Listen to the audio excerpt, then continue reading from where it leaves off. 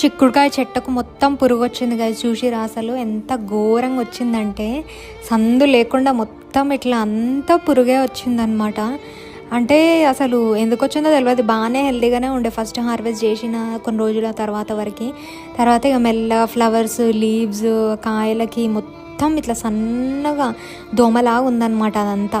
ఇక దీనికి ఏం చేయాలి అని చెప్పేసి మేము నార్మల్గా ఈ పెస్ట్స్ అమ్ముతారు కదా, ఆ షాప్లో అడిగితే వాళ్ళు ఒక ఇది ఇచ్చారు. అండ్ అది కొట్టే ముందు నేను ఎండిపోయినాయి, మీరు లాస్ట్ టైం కలెక్ట్ చేసుకోమన్నారు కదా, చెట్టు మీద ఎండిపోయిన సీడ్సే మంచిగా వర్క్ చేస్తాయి మళ్ళీ గ్రో చేయడానికని అవి తెంపుకున్నా. అయితే ఇది ఒకటి ఇచ్చిండు అనమాట షాప్లో, వెక్స్టర్ అని చెప్పేసి.